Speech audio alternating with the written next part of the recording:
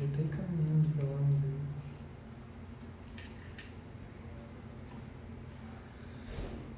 Deus. Boa tarde pessoal.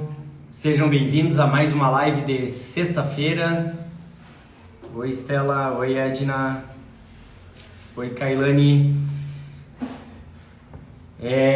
Mês de abril, não sei como é que começou aí pra vocês, mas pra nós aqui tá um pouco abaixo do que a gente esperava. E muito porque mês de abril começou com um tempo meio ruim e depois, assim, a gente teve dias bons de movimento que puxa o nosso faturamento, puxa a média da nossa venda para cima, mas tem dias de semana muito fracos, assim, que aí acaba, né, estragando todo o nosso orçamento, assim. E aí, Sandro Melo, da onde que fala? Manda aí no chat de onde vocês são.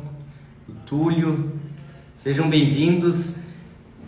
Nossa live hoje meio filosófica, eu queria tratar um pouco sobre o papel do dono do restaurante, né? Qual que é a nossa função em toda essa operação.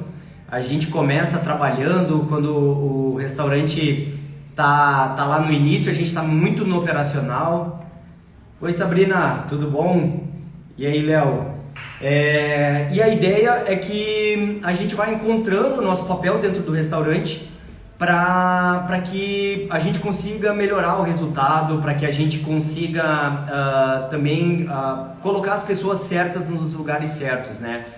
Então, aqui na minha história um pouco foi... Eu comecei o restaurante trabalhando dentro do sushi bar, eu não tinha sushi man na época, então eu precisei meter a mão na massa e aprender sobre o produto, né? Eu tinha mais um auxiliar e mais um rapaz que era daqui da cidade, que a gente foi aprendendo. E com o tempo eu comecei a perceber qual que era a minha função dentro do restaurante, né? Então, eu queria até que vocês colocassem aí nos comentários, colocar uma palavra assim que significa para vocês trabalhar com restaurante, né? Dentro do propósito. Então, assim, o que é o fundamental hoje na função do dono. E aí, Edivaldo, chefe Beto Oliveira, o chefe Rose Stewart. Então, gente, com o tempo eu comecei a perceber que eu moro numa cidade universitária. Santa Maria tem Universidade Federal, tem mais um monte de universidade particulares aqui. E a gente não tem nenhuma faculdade de gastronomia, então todas as pessoas que chegam para trabalhar hoje no restaurante são pessoas que estão procurando emprego, mas elas não estão procurando o específico de cozinheiro, não está procurando querer ser um sushi man. Então, assim, isso há 15, 16 anos atrás, até ninguém sabia o que era ser um sushi man. Então, quando eu sentava com as pessoas, né, na hora de fazer entrevista, vinha um rapaz aqui querendo ser atendente, eu falava, olha, eu tenho esse cargo de sushi man, que tu vai se desenvolver, vai aprender a limpar peixe, vai aprender a fazer enfeite, vai aprender a fazer uma gastronomia que com o tempo tu vai se desenvolvendo e que todo esse conhecimento tu carrega pro resto da vida, né? O sushi man, ele tem essa coisa que com uma faca e uma panela de arroz ele consegue preparar a comida dele em qualquer canto. Então, diferente o chefe de cozinha ou diferente de algumas outras profissões, a gente precisa de forno, de liquidificador, precisa de tantos utensílios. O chefe estando ali com uma faca, né, com arroz pronto, e ele já consegue preparar uma refeição espetacular. Então, e toda essa habilidade é o que vai gerar muito valor na profissão. Então, a partir da gastronomia, ela vem ganhando, né, ela vai ganhando esse prestígio no momento que a gente vê cada vez mais chefe na televisão, que a gente vê donos de restaurantes conseguindo ter esse poder de influenciar pessoas. Então, a gastronomia ela começa a ganhar um peso na sociedade como profissão que até 20 anos atrás isso não existia, né? O cara que ia para a cozinha era sempre marginalizado, era um cara que ganhava pouco.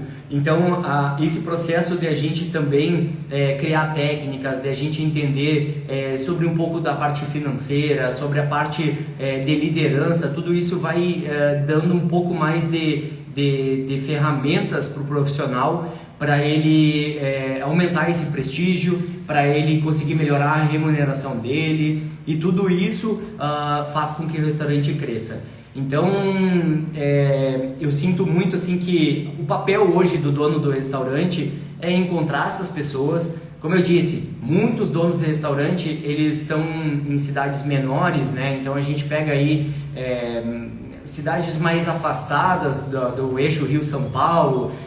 Aqui para o Rio Grande do Sul, a gastronomia japonesa lá não começou fazem, sei lá, 20 anos. Eu acho que tem o primeiro restaurante japonês aqui no Sul, coisas que em São Paulo já, né, até pela parte da imigração, já tem há bastante tempo.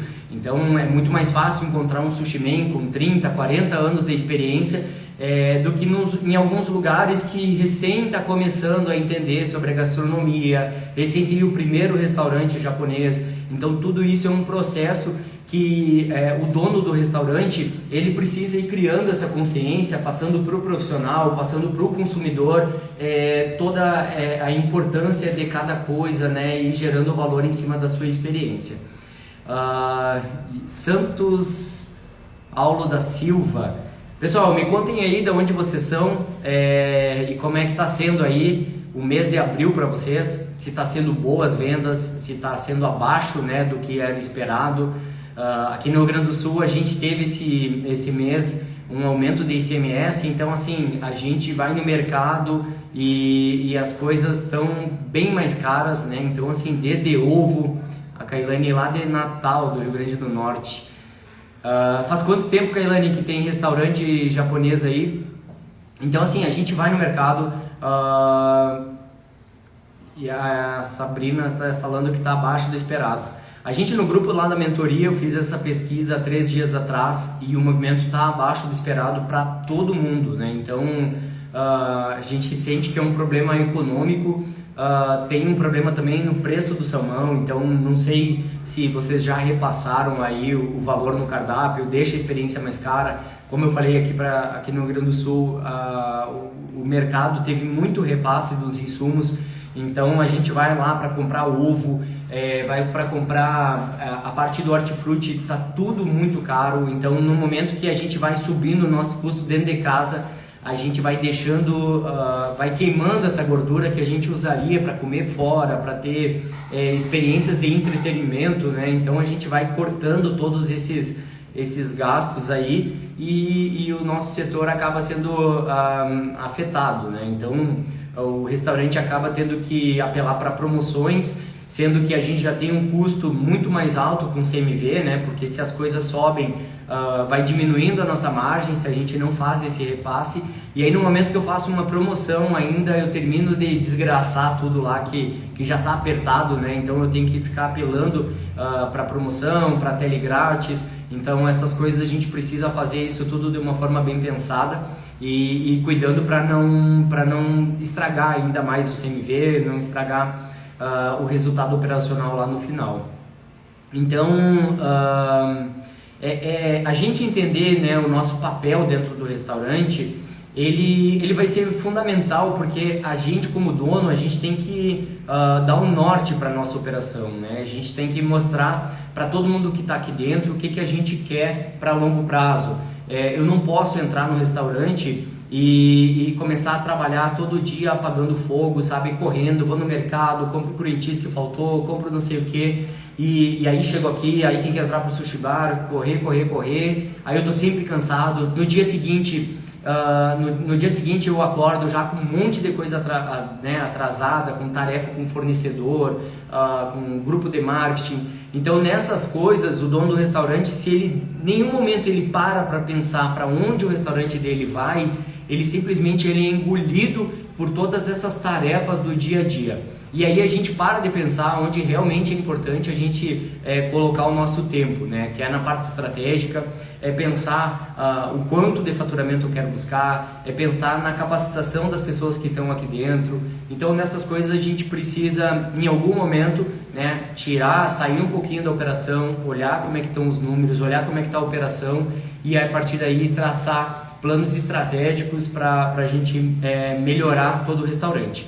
E quando eu falo isso, durante esses 15 anos que eu tenho aqui no restaurante, eu tomei algumas decisões estratégicas nesse sentido.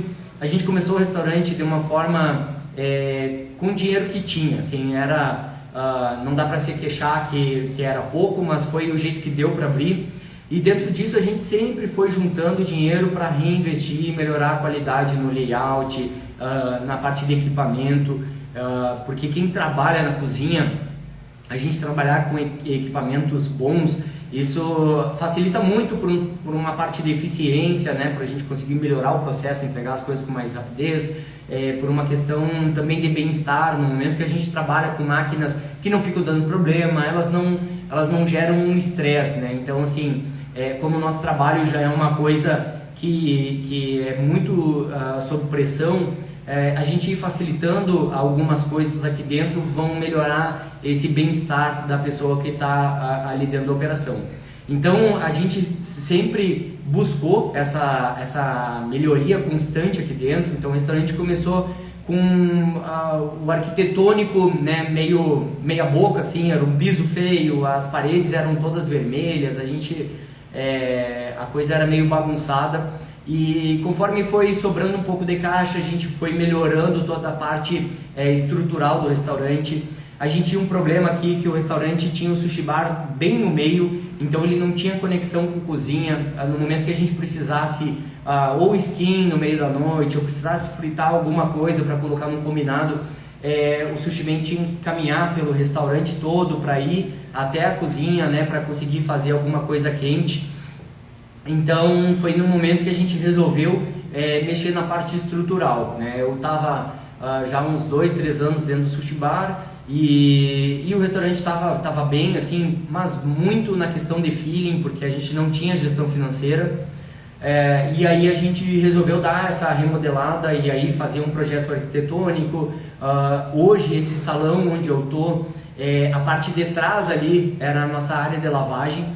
A nossa área de lavagem era uma coisa engraçada, porque a gente lavava a louça numa pia que funciona para coxo, para cavalo, era uma pia de plástico grande, a gente jogava toda a louça ali dentro e com um chuveirinho de banheiro a gente passava água em toda essa louça e depois disso ele ia para uma outra pia para terminar a lavagem, ali, dar o acabamento final na louça. Eram 2 pessoas que faziam esse processo, né? Porque também era rodízio, tinha uma demanda muito grande de prato. E aí começam aquelas coisas assim de eu pensar, eu estou pagando 2 pessoas para fazer isso, será que vale a pena eu comprar uma máquina de lavar para, né, melhorar esse processo, a gente organizar essa parte da louça? Também quebrava muita louça, porque imagina, toda a louça a gente está jogando ali numa pia grande.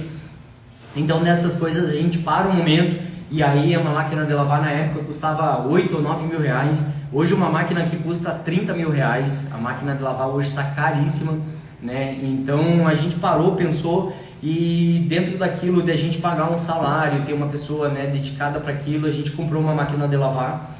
E aí foi feita toda essa reforma, que aí onde hoje era a cozinha, que virou esse salão, a gente jogou a cozinha para trás, a gente fez uma área de lavagem com uma máquina de lavar, enfim, e aí as coisas vão melhorando. Voltando nessa parte ali do propósito, né? Então isso foi uma coisa que eu comecei a entender que o meu papel não era mais estar dentro da operação, na parte de produtos, porque eu tinha uma preocupação, que eu comecei uma jornada, né? Na época eu fazia a faculdade de fisioterapia, eu comecei a trabalhar no ramo e eu não tinha noção de nada de gastronomia, de nada de restaurante. Então eu primeiro me preocupei em aprender sobre produtos, sobre como fazia arroz, limpava peixe, né? Porque eu só tinha um sushi man, um auxiliar de sushi man, e que se ele ficasse doente, se ele faltasse, e eu não teria uma pessoa para repor. Então nesse momento eu entendi que o meu papel ali dentro era eu entender do produto, né? Passado isso, quando passei esses 2 anos ali no Sushi Bar, 2 anos e meio, eu saí do Sushi Bar e comecei a pensar na parte da operação em si, como que eu ia conseguir melhorar a entrega do produto. Eu comecei a olhar mais para a parte de marketing também, de como que eu conseguiria gerar mais valor da minha marca. Então são coisas também que constantemente a gente precisa fazer com a nossa marca, sabe? Então eu entender que seja numa postagem para o Instagram, seja numa mensagem de qualquer forma, tudo precisa estar bem alinhado. Eu não posso fazer uma postagem de qualquer jeito, uma foto de qualquer jeito e postar isso, porque isso vai estar representando o meu comprometimento com a qualidade. Então, no momento que eu prezo sempre pela qualidade, na apresentação do prato, no atendimento com o cliente, eu não posso fazer uma fotografia de qualquer jeito e postar isso na minha rede social, porque isso também transmite a minha mensagem sobre o meu cuidado com a minha marca. Então eu comecei a trocar um pouco esse papel do operacional e ir para uma parte um pouquinho mais acima do restaurante, enxergando um pouco a parte de atendimento, como que era feito esse contato com o cliente, como que era feito toda essa experiência, né, da parte de delivery, de cozinha, como que tudo isso estava funcionando, né? A gente começa a enxergar todos os setores como se fosse uma orquestra, assim, eles precisam estar todo mundo na mesma batida, assim, a gente não pode deixar ninguém sobrecarregado, e que a equipe também tem que funcionar também, né? Porque é aquela coisa, assim, quanto mais a nossa empresa vai crescendo, mais pessoas a gente vai colocando, mais conflitos a gente tem para gerenciar. Então uma coisa é eu cuidar ali de 1, 2 pessoas, outra coisa é eu cuidar de 20, de 100, de 200 pessoas. Então tudo isso tem que estar muito bem desenhado, né? Para que uma pessoa entre numa empresa e ela saiba quais são as expectativas que são esperadas em cima dela, para ela entender quais são as funções que ela precisa exercer. Então essas coisas, assim, independente do tamanho, seja hoje o teu restaurante com 1, com 2 pessoas aí dentro ou com 100, a gente precisa desenhar toda essa estratégia, a gente precisa desenhar toda essa função. Então, né, nesse momento de sair do operacional, começar a enxergar um pouquinho mais de cima todos esses setores, a gente né, começa a tentar alinhar toda a equipe para entregar isso com a melhor qualidade possível. Também é um desafio para quem está lá com 2 funcionários, porque a gente está com muita tarefa para tocar. Então eu sei que é difícil, o cara tá, né, nessa coisa de fazer as compras, de tocar o operacional, tem família também junto, então precisa ter essa organização dentro da rotina. Uma coisa que é crucial para o negócio crescer é a pessoa fazer uma leitura, uma avaliação de como está sendo usado o seu dia a dia, como que a gente está dividindo toda essa etapa dentro do restaurante. Então, o que acontece? A gente tem, né, 24 horas no dia, a gente precisa dividir, né, 8 horas de sono, 8 horas de trabalho, 8 horas de diversão, enfim, isso se possível, né? Hoje dentro do restaurante acaba que não se divide dessa maneira. Mas, se dentro dessas 8 horas que eu tenho dentro do meu restaurante, eu não conseguir sair do operacional e pensar numa forma estratégica, eu nunca vou conseguir quebrar esse ciclo. Então, por isso que é importante eu juntar as pessoas que estão dentro do meu negócio, né, que estão aqui no restaurante, e eu conseguir distribuir essas tarefas, eu colocar alguns objetivos para buscar, né? Então hoje, por exemplo, o nosso salmão está muito caro, eu tenho que passar para o Sushi Bar qual é o CMV da semana, passar para eles que, né, ou está muito alto, ou que eles estão fazendo um bom trabalho, para que a gente consiga ir aparando isso no mês a mês, né? Porque eu não chegue lá no final do mês e meu restaurante tem um resultado ruim. Então, constantemente ir alertando o pessoal de como que está a operação, revisando ficha técnica, né? Então, assim, tem coisas dentro da operação que a gente não vai estar pesando toda hora, que são coisas irrelevantes, mas, por exemplo, eu tenho um poke lá, o poke são 100 gramas de salmão. Se eu extrapolar um pouquinho a quantidade de salmão ali, isso aí vai estragar meu CMV. Então é a gente ir controlando esses processos, tá? Então, assim, no momento que a gente começa a aumentar esse nível de consciência, sair do operacional, começar a olhar o restaurante como todas essas funções, a gente sai mais um pouquinho, a gente consegue perceber que a gente tem um negócio, né, que é o restaurante, a gente tem a empresa de marketing, que ela tem uma função também importantíssima de trazer novos clientes, de comunicar o produto certo, de gerar valor também na nossa marca. A gente tem o trabalho do contador, que ele precisa me auxiliar a montar esse DRE, de eu enxergar como que estão meus números, em cima disso eu poder traçar estratégias para melhorar, seja lá o CMV, para ver se minha folha não está muito pesada com o meu faturamento, para ver se meus custos fixos, né, é uma coisa também que todo mês, se a gente colocar algum item lá, ligar hoje e pedir para renegociar o telefone, renegociar o aluguel, renegociar, enfim, qualquer custo fixo que a gente tiver, a gente sempre consegue ter algum item para cortar, algum custo para cortar. Então, e aí eu começo a perceber que esse meu trabalho um pouco mais de cima, ele vai gerando um resultado maior. Porque hoje, se eu tiver no operacional lá embaixo e eu achar que minha preocupação é ir no mercado, procurar o pepino mais barato, a diferença de, por exemplo, de 30 quilos de pepino num montante, se eu usar, se for R$1 em 30 quilos de pepino, eu vou ganhar R$30 numa compra da semana, tá? Então é diferente, por exemplo, se eu gastar esse meu mesmo tempo renegociando daqui a pouco um custo com uma conta de telefone que eu vou, sabe, colocar isso aí mais a longo prazo, ou se eu conseguir melhorar em 3% a limpeza do salmão. Claro que também, eu não estou dizendo que não é importante a gente comprar o pepino mais barato, mas é só a gente entender aonde que o meu trabalho ele vai gerar maior resultado. Então, e isso funciona para qualquer empresa, né? Que a pessoa que está no nível lá de cima, essa mudança dela lá de cima, ela vai causar um impacto muito mais forte no resultado completo do restaurante. Então, seja, né, de analisar se tem a quantidade certa de pessoas ali dentro, serve também de a gente passar para todas as pessoas na equipe o que a gente precisa, né, o que a gente espera deles. Então, como eu falei, para o Sushi Man aí em cima do CMV, para o pessoal do atendimento, a gente colocar algumas metas de venda. A gente passou hoje, a manhã toda, eu e o Pedro, montando um módulo rápido para a gente trazer mudanças para um restaurante. E a gente estava falando que a principal coisa para hoje buscar uma venda no restaurante, se eu tenho um restaurante que vende R$100 mil e eu quero 10 mil a mais, qual que é o meu ticket médio? Ticket médio, eu vou fazer o meu faturamento do dia dividido pela quantidade de pessoas que tem aqui, eu vou encontrar meu ticket médio. Feito isso, digamos que meu ticket médio é de R$50. Para eu aumentar 10% no meu faturamento, eu preciso colocar R$5 a mais de venda para cada cliente que entra aqui.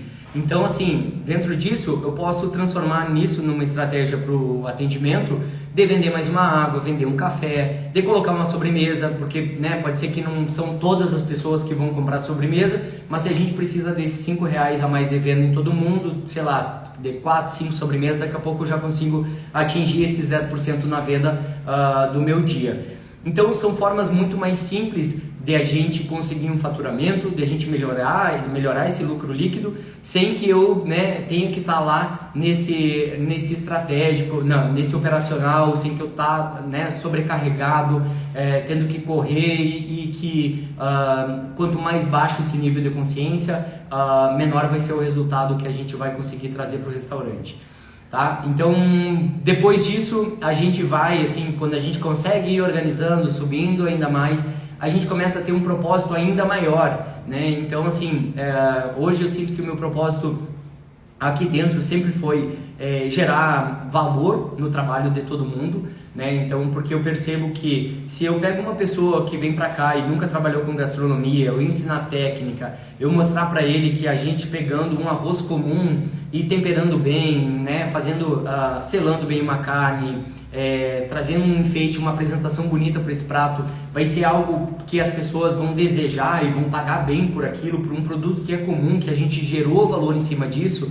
O restaurante consegue vender isso bem, né? O restaurante consegue rentabilizar bem com isso, e o restaurante fazendo todo esse, gerando esse valor, eu consigo pagar melhor essa pessoa que está aqui. Então eu viro um ganha-ganha porque o cliente sai satisfeito com o prato que ele recebeu, o profissional ele acaba recebendo mais, o restaurante lucra mais e assim vira um ciclo completo, né, onde todo mundo acaba ganhando.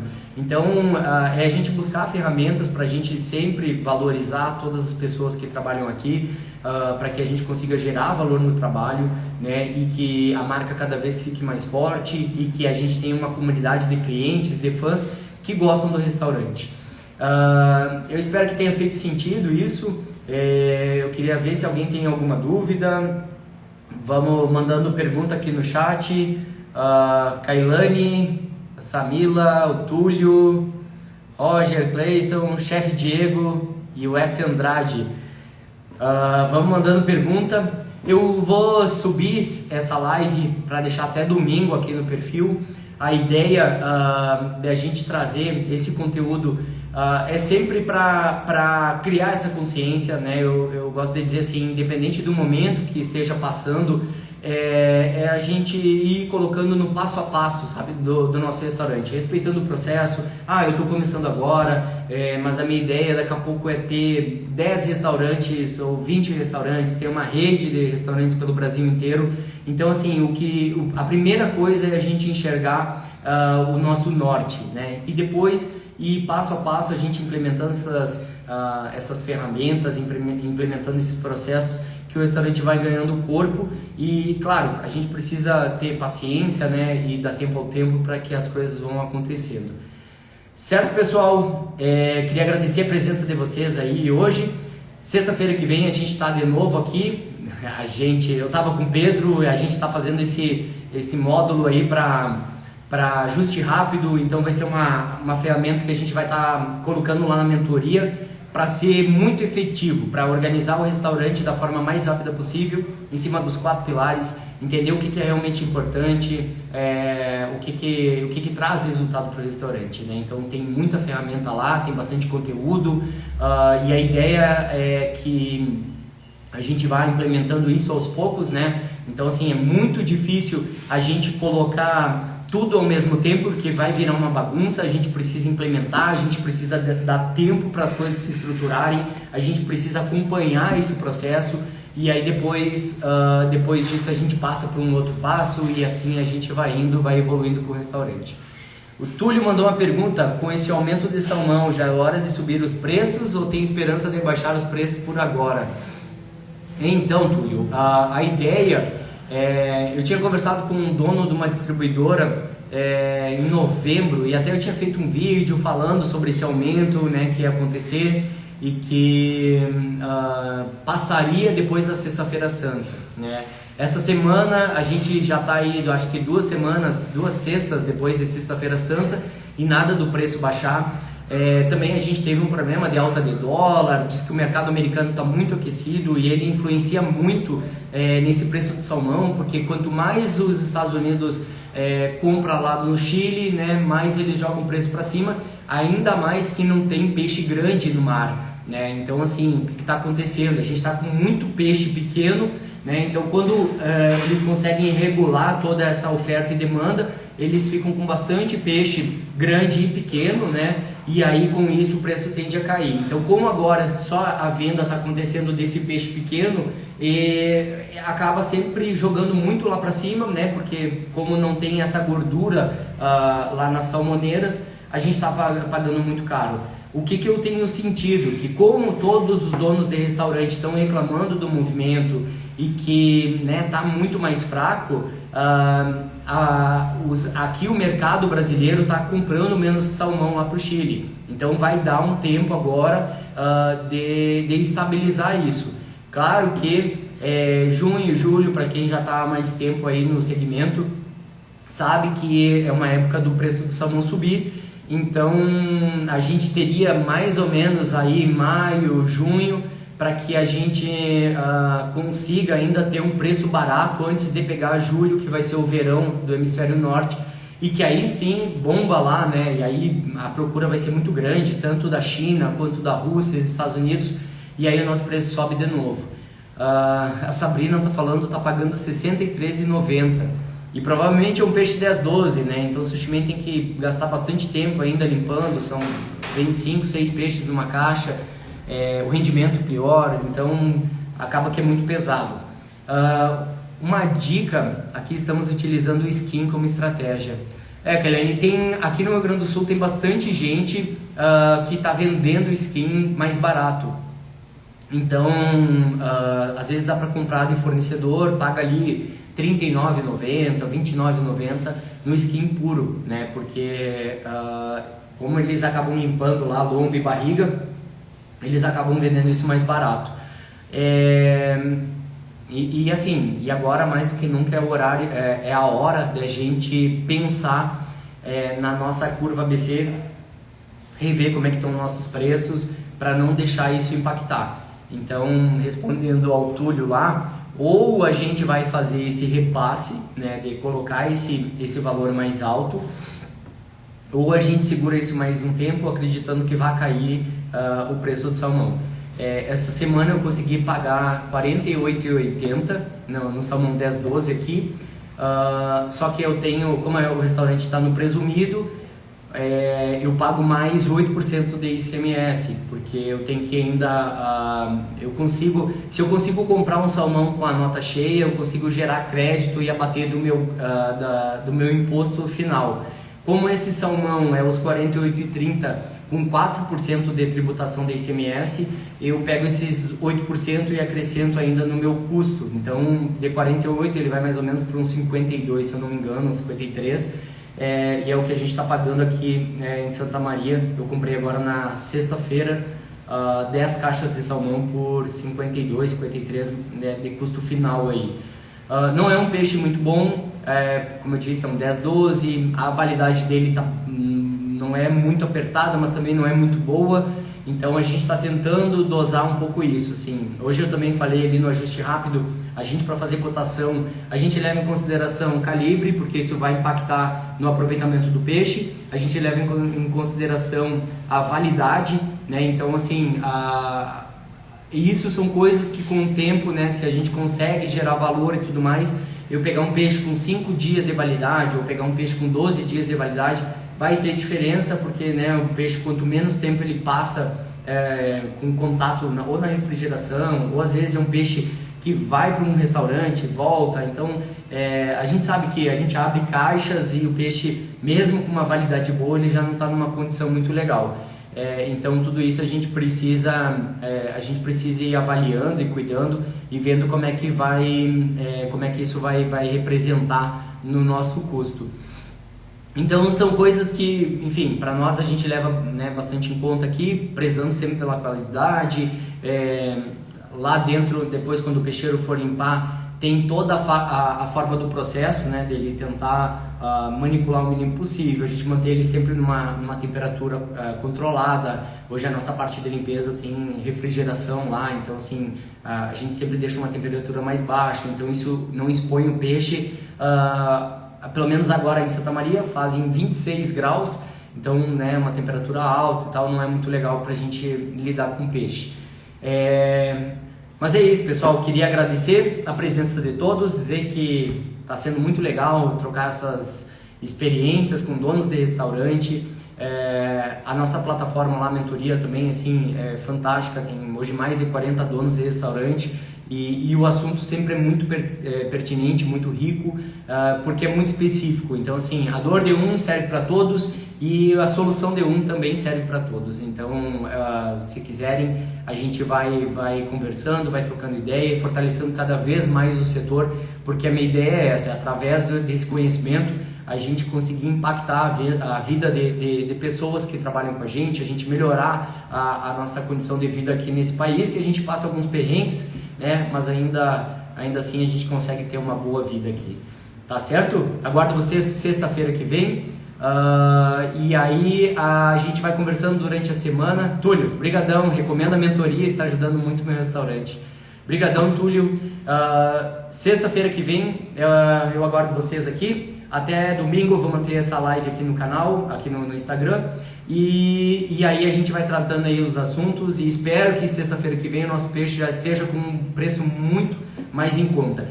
Uma última dica, usem o salmão congelado para tudo que vai para fritura, né? Ontem eu estava conversando numa assessoria e eu fui de novo bater em cima disso, né? De pegue o salmão congelado e tal, e ele assim, não, mas o filé de salmão tá o mesmo preço do salmão cru, do salmão inteiro, só que hoje, assim, quando eu dei o exemplo, tava R$54 o salmão inteiro aqui pro restaurante. Ontem eu fui cotar, estava em 64 já, subiu porque, né, o preço do salmão subiu. Então qual que é a dica? O salmão congelado, o filé, ele tem pouquíssima quebra, a única quebra vai ser o skin, que a gente vai tirar bem rente da pele e vai descartar somente o skin. O resto é tudo aproveitado. Então assim, se eu pagar R$64, eu vou ter 5% de quebra do skin ali, da pele, do couro. E aí isso daí a gente acrescenta ali no valor. O salmão, se eu pegar ele R$63, eu colocar 25% de desperdício, eu colocar o custo da hora para limpar uma caixa inteira, esse valor vai ficar muito mais alto, né? Então assim, a gente utilizar esse peixe que é cru somente para coisa crua, ou para sashimi, ou para o rolo, ou para qualquer coisa disso.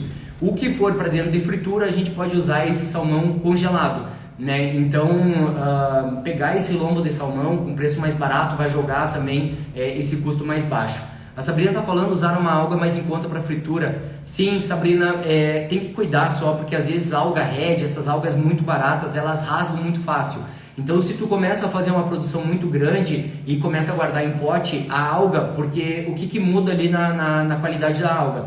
É a gramatura dela, né? Então alguns pacotes vêm 120 gramas, outros 140. Então quando a espessura é muito fina, a gente faz o rolo, ele fica meio transparente e aí com a umidade ele começa a se estourar.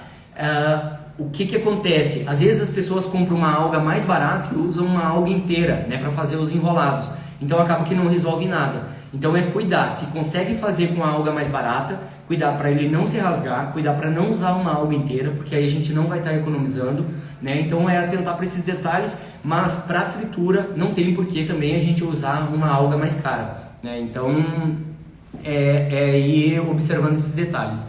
A Kailane falando que aqui as distribuidoras vendem as aparas, raspas. As aparas ela vem naqueles pacotes, né? Tem alguns lugares que tentaram utilizá-la crua, ela não funciona muito bem. Tem que ver, assim, aqui no restaurante durante um tempo eu consegui utilizar a raspa do peixe, a raspa fresca, com um tempero. Eu fazia um tempero com salsa, azeite, um pouco de alho, um pouquinho de pimenta de moça e batia ela no mixer, que ela ficava super saborosa. E aí a gente misturava ela na raspa, usava ela tanto para temaki quanto para joy, né? A gente chamava de salmão gourmet, finalizava com um crisp de couve. Então, às vezes a gente dá uma misturada, porque é um peixe que passou pelo mesmo processo de shoujime, tudo, ele tá muito bom, só porque por uma questão de textura, pode ficar um gostinho daqui a pouco daquela raspa, a gente consegue utilizar ela com esse tempero. Então assim, essa raspa tem que só ver como é que ela tá, porque assim, o cara vai limpar isso, vai ficar 3, 4 dias com aquela raspa, às vezes junta muito líquido e aquele líquido deixa ela rancenta. Então cuidar assim, se eu vou utilizar a raspa, daqui a pouco tentar utilizar ela não da forma fresca. Que mais aqui? O salmão congelado aqui em filé é mais caro que o fresco. Sabrina, tem que avaliar realmente no aproveitamento como que está sendo. Então se não compensa, daí utiliza mesmo o fresco para não ainda deixar mais caro a operação. Consegui comprar essas aparas uma vez, depois não achei mais. Então assim, acho que hoje está mais difícil. Teve uma época que o peixe estava mais barato, então estava todo mundo utilizando o peixe para isso e acaba que as distribuidoras ficam com mais raspa. Então agora, como o peixe está mais caro, provavelmente mais pessoas estão buscando mais raspas. Então a gente ir controlando as coisas para gerar essa demanda, né? Para até daqui a pouco as empresas, as distribuidoras, porque o que acontece? Eles recebem esse salmão, se eles não conseguem vender ele fresco, eles precisam filetear, né, para vender nas bandas, tanto para mercado quanto para restaurante mesmo. e aí, em cima disso eles vão fazendo essa raspa que eles conseguem desovar aí para a parte oriental, né, para os restaurantes japoneses. Mas é só ir cuidando para a gente não utilizar salmão cru, fresco, né, para dentro de hot, para dentro de pastinha, para coisas que a gente não vai gerar valor. Certo, gente? Acabei me passando 46 minutos de live, eu era para fazer aí uns 30 minutos sempre, mas a gente foi tomando. Mais alguma dúvida? Se puderem curtir, isso vai dando relevância para a live, né, para a gente conseguir chegar em mais pessoas. Isso vai podendo trazer mais pessoas aqui para dentro da comunidade, vai nos ajudando. Certo, pessoal? Brigadão. Sexta-feira que vem aguardo vocês aqui de novo. Essa semana eu vou preparando aí conteúdo, receitas, parte também teórica, né, para implementar aí no negócio. E eu aguardo vocês. Bom final de semana, que vendam bastante, que as coisas deem certo aí, que não precisem correr para mercado, fazer confusão, que não falte ninguém sábado e domingo de ressaca. E é isso aí, tá bom? Abração aí, até a próxima.